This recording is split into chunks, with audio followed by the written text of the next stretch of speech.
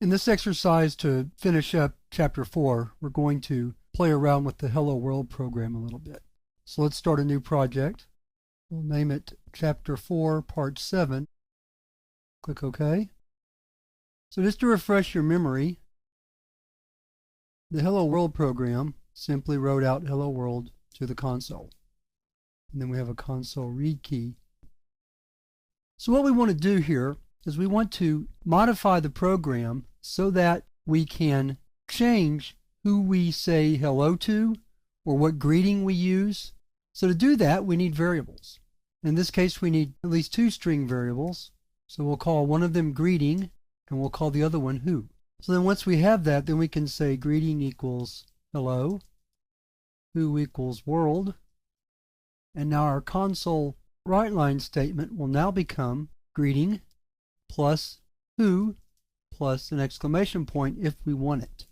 So now if we run the program, we get the same result, but now we've done it with variables. And what that means is that it's very easy to change either one of them. So we can change the who and make it say hello friend. And we can change the greeting to hey instead of hello, for example. And by doing that, we increase the flexibility of our program tremendously. By using variables and being able to assign data to the variables, we set up our program so that we can modify it to include whoever we want to include in the who part and say whatever it is we want to say to them in the greeting part.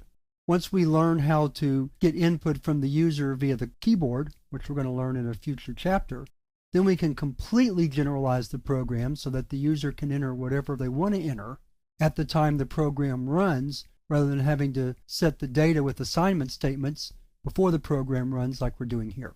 So there wasn't really very much to this exercise. I just wanted to introduce you to the idea of variables and why they are so flexible and why they're so important to programming, because they really give us a flexibility that we don't have when we hard code.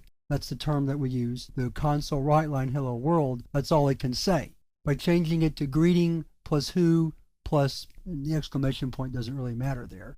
Then we can put whatever we want to in the greeting and whatever we want in the variable who, and it just makes our program that much more useful.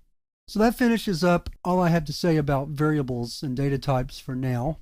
And we're ready to move on to the next chapter where we introduce the concepts of classes and objects.